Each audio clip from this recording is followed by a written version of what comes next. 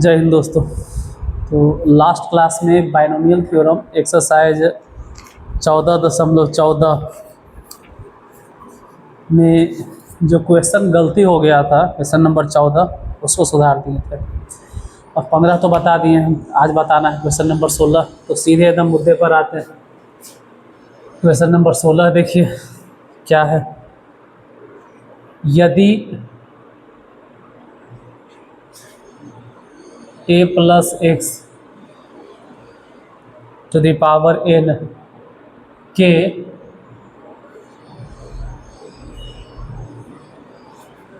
विस्तार में तीसरा कॉमा चौथा और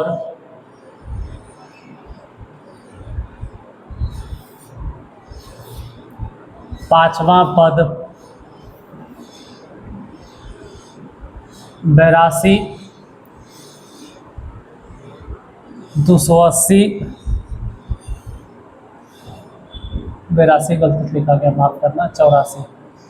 पिछले बार भी यही गलती हुआ जिसके कारण से अच्छा खासा टाइम बर्बाद हो। 280 और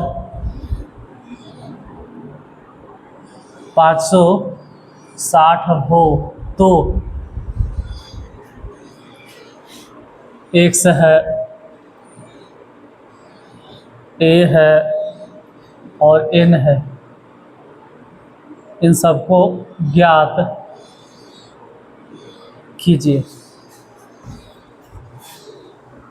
देखो 14 नंबर में या फिर 12-13 जो भी हो बताए हो, तो उसमें इस टाइप का क्वेश्चन मिल रहा था। 13 नंबर से 13 से स्टार्ट हो गया था कि लगातार 3 संख्याएं, तो लगातार 3 संख्या या क्रमागत 3 संख्या अगर रहे तो वैसे में बोले थे कि एगो आरवा पद होगा, तो उसके बाद r+1वां पद होगा, फिर r+2वां पद होगा। फिर से एक बार रिपीट करते हैं। क्रमागत 3 पद, क्रमागत 3 पद का मतलब होता है पहले आरवा पद, फिर r+1वां पद, फिर r+2वां पद। लगातार 3 पद का मतलब ये हो गया आरवा पद, r+1वां पद और r+2वां पद। ठीक है। उसके बाद क्वेश्चन नंबर 15 में इस टाइप का क्वेश्चन दिए हुए था कि प्रथम 3 पद। तो अगर प्रथम 3 पद है तब तो फिर ये आपको टेंशन नहीं लेना है कि TR, उसके बाद TR+1, फिर TR+2, ये सब सोचने नहीं। सीधे सीधे अगर प्रथम 3 पद दिए हुए हैं तो इसका मतलब पहला, दूसरा और तीसरा होगा। अगर शुरू से ही वो 3 पद कह रहा है तो T1, T2, T3, तो हम इस टाइप के क्वेश्चन भी देखें कि क्रमागत 3 पद यानी लगातार 3 पद, फिर ये भी देखें प्रथम 3 पद। और आज जो देख रहे हैं उन दोनों से हटकर है। आज के क्वेश्चन में क्या है, तीसरा पद, चौथा पद और पांचवा पद। आज जो क्वेश्चन में दिए हुए उसमें तीसरा पद, चौथा पद और पांचवा पद है। मतलब तीसरा पद बोले तो T3, चौथा पद अगर कहें तो T4 और पांचवा पद अगर कहें तो T5। तो आज T4 है, T5 है, sorry T3, T4, T5, T3 अगर हम बोले कि T3 के बारे में बताए तो T3 कैसे लिखेगा। T3 मतलब जानते हैं कि n कॉम्बिनेशन 2, यही मालूम है, होता ही है T3 मतलब। देखो जैवा पद निकालना रहे, जैसे तीसरा पद है तो कॉम्बिनेशन का लोअर सफिक्स 2 होगा। अगर चौथा पद है तो कॉम्बिनेशन का लोअर सफिक्स 3 होगा। अगर पांचवा पद है तो कॉम्बिनेशन का लोअर सफिक्स 4 होगा। अगर 10वां पद है तो कॉम्बिनेशन का लोअर सफिक्स 9 होगा। अगर 20वां पद है तो कॉम्बिनेशन का लोअर सफिक्स 19 होगा। मतलब आप अगर गौर से सुन रहे हैं तो आपको समझ में आ रहा होगा कि हम जैवा पद कह रहे हैं, कॉम्बिनेशन का लोअर सफिक्स मतलब कोएफिशिएंट में जो कॉम्बिनेशन है उसका लोअर सफिक्स उससे 1 कम होगा, वही करना है। n कॉम्बिनेशन 2 लिखें।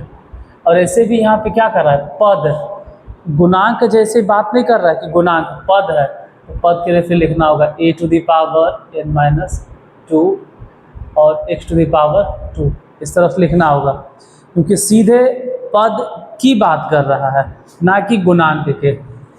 और इतना की अगर बात करें तो ये पहले से दिए हुए हैं, कितना 84, आप नाम दे सकते हैं समीकरण फर्स्ट। फिर उसके बाद T4 की अगर बात करें तो n combination 3 a to the power n-3 और x टू द पावर सीधे 3 is equal to 280।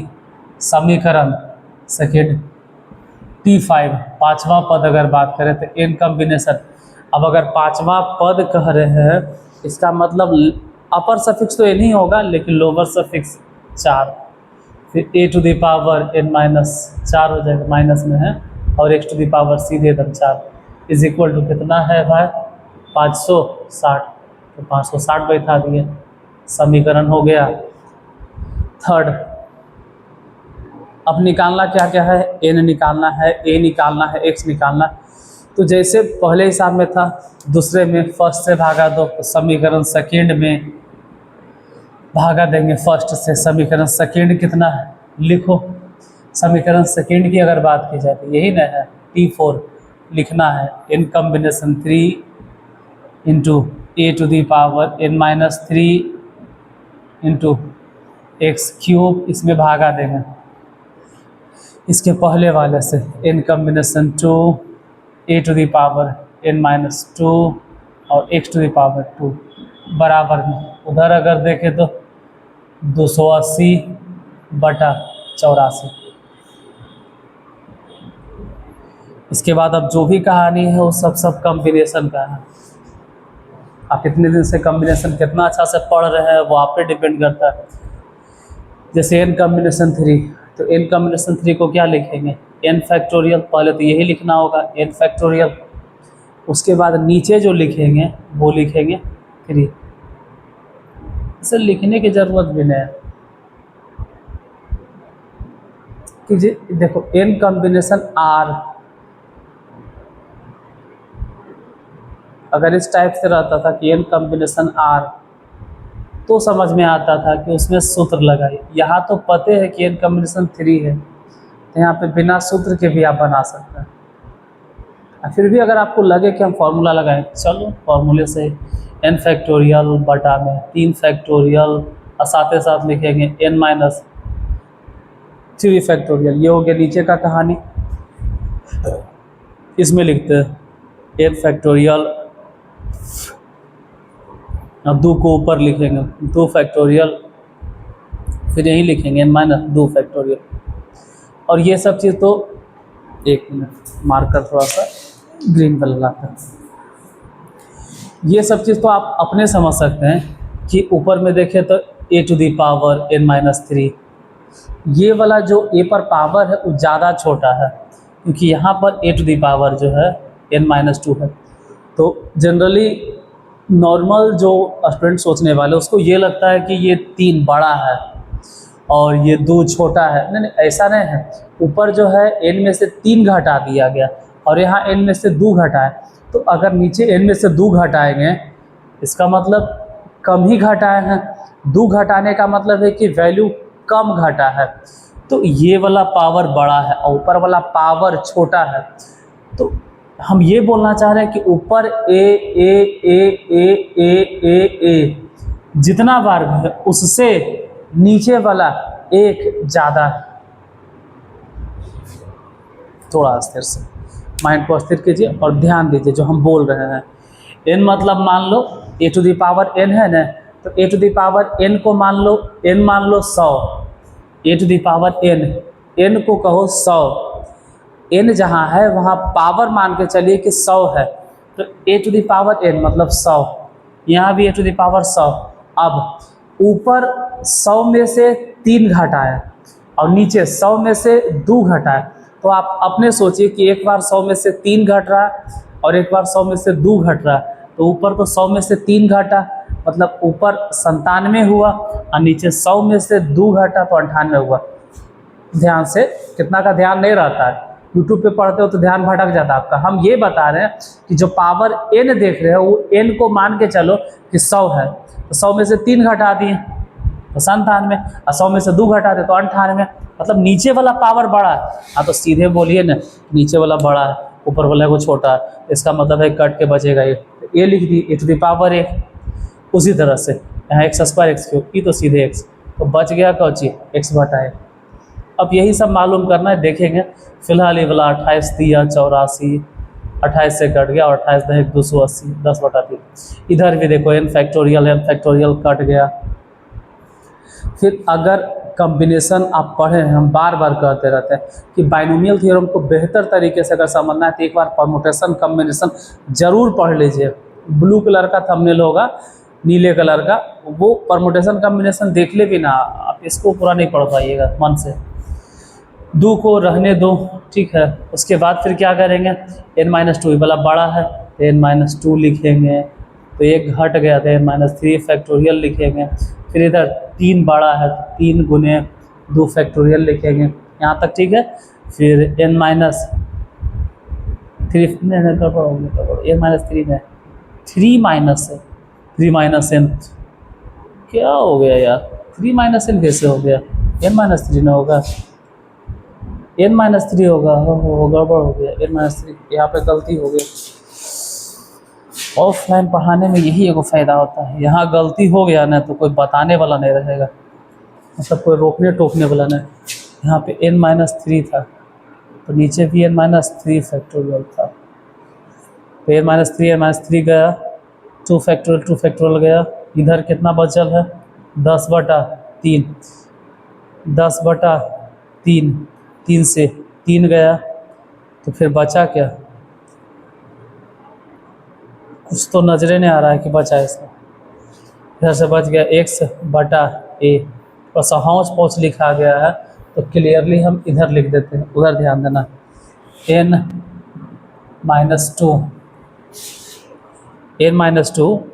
n-2 factorial को तोड़े, तो n-2 फैक्टोरियल को तोड़ेंगे तो n-2 पहले लिखा जाएगा, और n-2 अगर आप लिख देंगे तो फिर एक कम कर दो, और एक कम कर देंगे तो n-2 में से एक घटा के n-3 लिखे थे फैक्टोरियल में।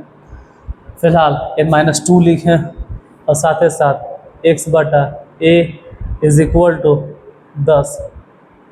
इसको क्या नाम थे, 1 2 3 तो ऑलरेडी दे दिए।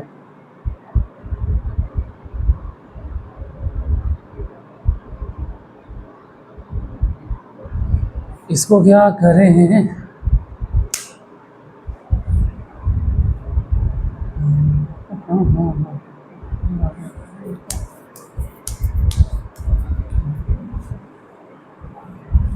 देखो यहाँ से एक उपाय करते हैं, थोड़ा ध्यान देना। x/a = 10/n-2 लिख देते हैं, और इसको बॉक्स में घेर देते हैं। यहाँ पे थोड़ा सा रुक के 5 सेकेंड आप थोड़ा सा खुद अपने भी देख लीजिए, 5 सेकेंड आपके लिए कि आप थोड़ा सा देख लो कि है क्या वो, क्योंकि इसका ज़रूरत होगा।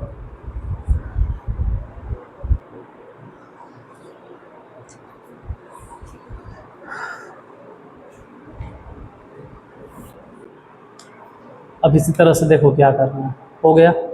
ये ध्यान रखना क्योंकि x/a है, और नहीं अगर आप ध्यान रख सकते तो छोड़ो। अगर आपको प्रॉब्लम लग रहा है तो फर्स्ट सेकेंड थर्ड इसको हम नाम देते हैं समीकरण 4। अगर ज़्यादा परेशानी लग रहा है, आपको लग रहा है कि कैसे ध्यान में रखेंगे, याद कैसे रखेंगे, क्यों याद रखेंगे, तो समीकरण 4 नाम देती है, अब आपको परेशानी नहीं होगा। अब समीकरण थर्ड में भागा देना है सेकेंड से। जैसे यहाँ पे क्या था, इस जगह पे देखो कि दूसरे समीकरण में पहले समीकरण से भागा दिए, ठीक इसी तरह से यहाँ क्या है कि तीसरे समीकरण में हम भागा देने जा रहे हैं दूसरे समीकरण से। तीसरा क्या है समीकरण, n कॉम्बिनेशन 4 इंटू a⁻n-4 और x⁴ बटा दूसरा समीकरण n कॉम्बिनेशन 3 a⁻n-3 और x⁴ इज इक्वल टू 560। 560 में भागा दो 280 से, 0 से 0 कट गया, 28 दूनी 56, और ऐसे तो ये सब भी कटेगा, तो काटने से पहले तोड़ो।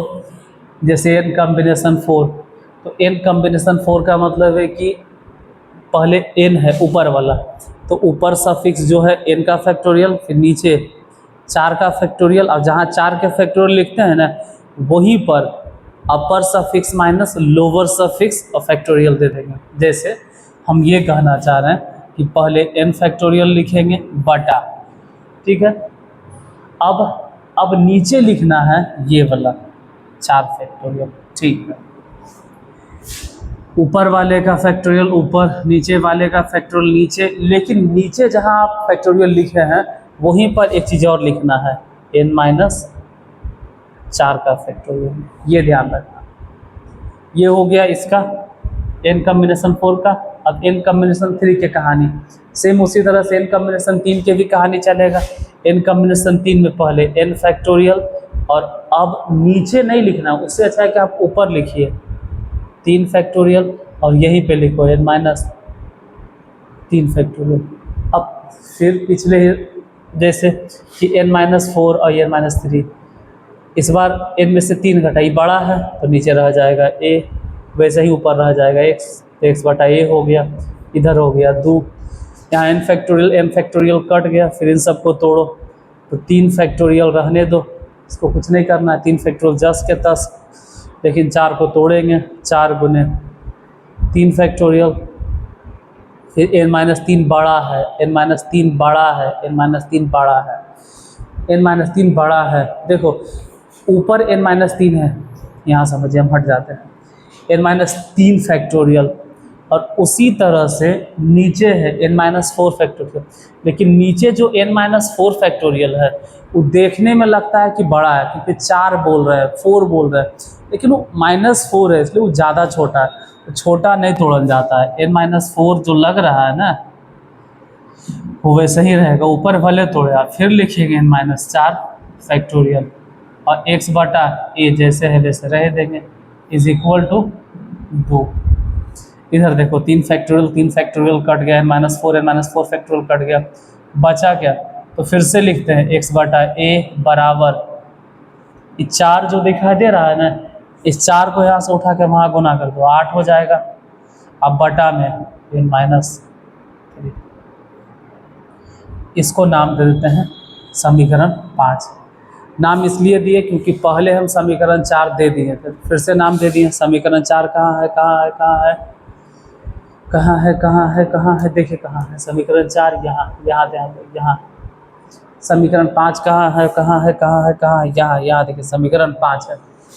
अब समीकरण 4 और समीकरण 5 दोनों का लेफ्ट साइड इक्वल है, दोनों के लेफ्ट साइड पे गौर से देखो तो इधर भी नज़र आएगा x बटा a, और यहाँ देखिएगा तो यहाँ भी नज़र आएगा x बटा a। तो अगर लेफ्ट साइड इक्वल है इसका मतलब राइट साइड भी इक्वल होगा, या फिर ऐसे समझो, हटाओ सब, इसको आप ऐसे समझिए कि हम x बटा a मतलब लिखते हैं, क्या करें मतलब सॉल्यूशन ही बहुत लंबा हो जाता है। एक मेरा ही स्टूडेंट है, वो पुराना स्टूडेंट है, वो कह रहा था सर आप स्मार्ट बोर्ड ले लीजिए ना। हम के देखो बाबू, अगर स्मार्ट बोर्ड ले भी लेंगे ना हम, तो फिर वही कहानी होगा जैसे हम बाकी लोगों को बोलते हैं, बाकी टीचर में फिर स्लाइड घसका घसका पढ़ाना पड़ेगा, घसका घसका पढ़ाना पड़ेगा, घसा ऐसे घसका घसका पढ़ाना। लेकिन मैथ में वैसे उतना अच्छा से हम नहीं एक्सप्लेन कर पाएंगे जितना एक बार में सॉल्यूशन, ना मजबूरी हो जाता है, कभी कभी मिटाना पड़ता है तो मजबूर हो जाते हैं। इतना बड़ा बोर्ड लेने के लिए अभी मेरे पास उतना पैसा ही नहीं है कि हम उतना बड़ा बोर्ड लेंगे, क्योंकि बोर्ड बहुत लंबा चाहिए हमको, बहुत लंबा चौड़ा। देखना ये दोनों हाथ जो है ना इतना कवर हो रहा है, ये दोनों, और फिर इस तरह से भी अगर देखेंगे ना तो पूरा लगभग कवर, तब जाके हमको अंदर से आत्मसंतुष्टि मिलेगा। खैर मुद्दे पे आते हैं।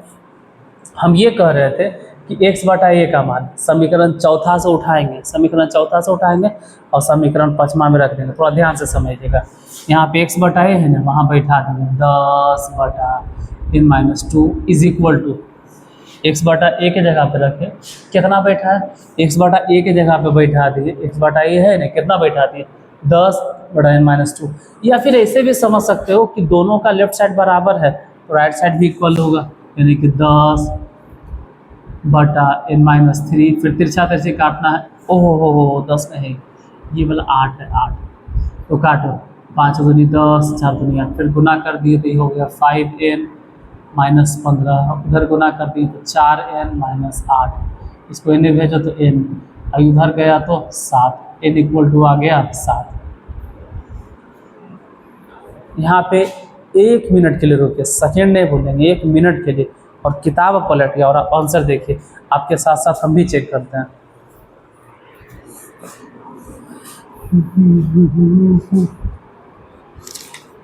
क्या कि आंसर नहीं आता है ना, तो फिर हम आप सब वहीं उलझ के रह जाते हैं।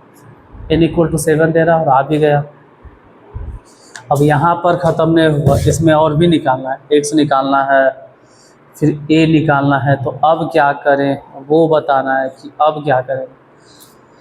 चलिए m तो निकल गया ना, कोई उपाय हो गए हैं। अब क्या करना है कि n का मान समीकरण कहीं भी बैठा दो, कहीं भी मतलब पहला दूसरा तीसरा चौथा, हाँ इसे तो कहीं भी आप बैठाइए, पहला दूसरा तीसरा चौथा जहाँ मन करे वहाँ। लेकिन उससे अच्छा रहेगा अभी फ़िलहाल या तो आप चौथा में सोचिए या तो पाँचवा में सोचिए, यही बेहतर है। जैसे अगर चौथा में रखते हो, समझने वाली बात है, तो बकाट में यहाँ समझो, कोई जल्दीबाजी हमको नहीं, यहाँ समझो पहले। अगर n के जगह पे 7 रखते हैं, n के जगह पे 7 रखते हैं, यहाँ अगर n के जगह पे 7 रखते हैं तो यहाँ अगर 7 रख देंगे n के जगह पे, 7 में से 2 गया कितना, 5, 5 नहीं आएगा, 5 आएगा, 5 आएगा, और ऊपर 10 है तो कट के कितना हो गया 2, यानी कि x बटा a का मान आ जाएगा 2। यहाँ भी रख के चेक कर लो, 7 में से 3 गया तो 4, और ऊपर 8 है तो x बटा a के मान 2। मतलब आप कुछ भी कीजिए, ये पता चलेगा कि x बटा a का मान 2 आएगा।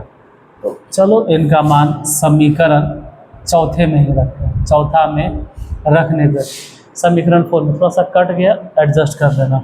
होता क्या है, ये x बटा a इज इक्वल टू 10 बटा n मतलब 7 घटा 2, तो x बटा a बराबर डायरेक्ट लिखते हैं ना कि ऊपर 10 है और नीचे 5 है तो कट के 2 होगा 2, मतलब x इक्वल टू अब चलेगा 2a, नहीं होगा 2 में गुना कर दिए a को, यानी जहाँ जहाँ x है वहाँ वहाँ अब आपको बैठाना होगा 2a।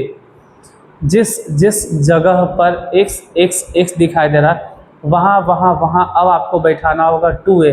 x की जगह पर 2a कहाँ बैठा है, यहाँ बैठा दे 2a, तो मामला गड़बड़ हो जाएगा। फिर तो left side right side equal हो जाएगा, इसमें नहीं बैठाना।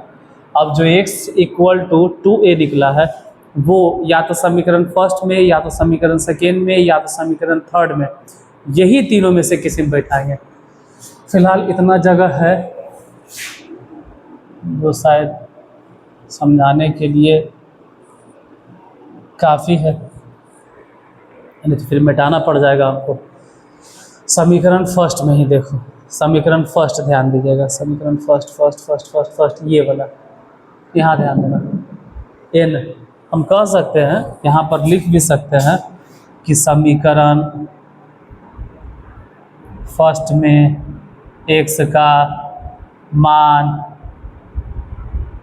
रखने पर, x का क्या, x और n हम दोनों का मान रखने जा रहे हैं। अब समीकरण फर्स्ट, यहाँ देखो n मतलब कितना, इस जगह पे जहाँ मेरा हाथ है मार्कर है वहाँ ध्यान दो, n के जगह पे कितना, यहाँ देखो n के जगह पे कितना, n कितना निकाले, यहाँ ध्यान दीजिएगा, n मतलब 7 तो लिखेंगे 7 कॉम्बिनेशन 2, ठीक है। फिर यहाँ समझो a मतलब कितना, यहाँ समझिएगा, यहाँ हाँ ऐसे होता क्या है ना कि आप लोग ऑनलाइन ध्यान नहीं दे पाते, इस जगह पे बोल रहे हैं a, तो a मतलब तो कुछ नहीं, a को ये रहने दीजिए, तो ठीक है a मतलब ये रहने दीजिए। पावर कितना दें, तो n के जगह पे कितना देना है, n मतलब कितना आया है, n मतलब कितना आया है, n मतलब कितना है, n मतलब कितना, n मतलब कितना, n मतलब कितना 7, यानी n की जगह पर 7 रखेंगे। तो जैसे ही 7 रखेंगे, 7 में से अगर 2 घट जाएगा तो घट के कितना होगा 5, तो उतना क्या करना है, सीधे एकदम बैठाइए ना e टू दी पावर कितना 5, ठीक है। उसके बाद फिर क्या है x, तो x अब x के जगह पे संभल के एक्स की जगह पे सीधे एक्स नहीं रखना, एक्स की जगह पे कितना बैठाना है, यहाँ ध्यान देना, एक्स की जगह पे कितना बैठाना है, एक्स मतलब कितना रखना है 2a। तो जहाँ एक्स हम बोल रहे हैं, जहाँ हम एक्स कह रहे हैं वहाँ देखो, जहाँ हम एक्स कह रहे हैं इस जगह पे, यहाँ पर जहाँ हम एक्स कह रहे हैं वहाँ कितना बैठाना है 2a। तो जिस जगह पे एक्स है वहाँ पे बैठा देना है 2a, तो एक्स की जगह पे 2a बैठाने जा रहे हैं, यानी कि यहाँ एक्स है, ध्यान रखेंगे 2a टू द पावर 2। अब सॉल्व करो, इतना इक्वल टू दिए हुए हैं, कितना है, इतना इक्वल टू पहले से दे रहे हैं, कितना है 84, तो 84 बैठा दिए। यहाँ 7 कॉम्बिनेशन 2 को अगर हल करें तो 7 गुने 6 और नीचे से 1 गुने 2। इधर अगर बात की जाए तो a to the power 5 a to the power 2 मतलब a के पावर हो गया 7 गुने ये 2 गुने 2 मतलब आप समझ सकते हैं 2 गुने 2 यानी 4 हो गया बराबर 84। अस्थिर से समझो, 2 से ही गया कट, 2 दूनी 4, फिर 7 से ही गया कट, कह सकते हैं 82 और 6 दूनी 12, तो a to the power 7 is equal to 1, तो a बराबर 1 ही आएगा। जैसे 1 को लिख सकते हैं कि 1 के पावर 7, तो a इक्वल टू, जैसे a टू दी पावर 7 है, a to the power 7 equal to 1 आया है, तो जो 1 है हम उसको लिख सकते हैं कि 1 पे पावर 7, मतलब 1 पर पावर 7 क्या 10 क्या 20 क्या 25 क्या 7 करोड़ का, 1 पर जितना पावर देंगे वो तो एक ही रहेगा। तो 1 टू दी पावर 7 जानबूझ के लिखे, जब इधर भी a पे पावर 7 और 1 पे पावर 7, तो a इक्वल टू 7। चलो 2 चीज़ निकल गया, इधर ध्यान से देखो, तो n निकल गया था, n इक्वल टू कितना था, n इक्वल टू था 7। यहाँ से एक चीज़ और निकल गया a बराबर कितना 1। अब x इक्वल टू कितना आएगा, तो यहाँ समझिए x इक्वल टू कितना है, x equal to x equal to कितना है, x इक्वल टू 2a, मतलब अगर x निकालना है तो a इक्वल टू अगर 1 है तो x बराबर तो 2a है, 2a मतलब 1, यानी x बराबर हो जाएगा 2। तो फाइनली सबसे लास्ट में हम लिखेंगे आंसर, अतः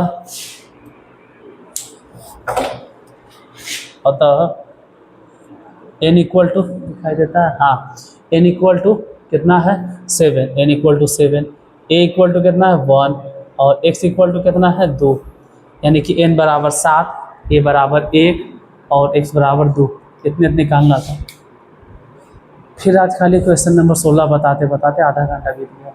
देख होता क्या है कि हम चाहें तो ये क्वेश्चन 10 मिनट में क्या 5 मिनट में बनाते हैं, लेकिन सिर्फ 5 मिनट में बनाना नहीं, हम ही बनाए हम ही समझे, एक एक चीज़ समझाना भी होता है, थोड़ा सा टाइम लगा। अब इसके आगे जो भी 17-18 नंबर है सब इसी टाइप के क्वेश्चन है, मतलब सब वैसा ही है जो दिमाग घुमा देगा। तो फिर अगले क्वेश्चन के लिए अगले वीडियो में मिलते हैं।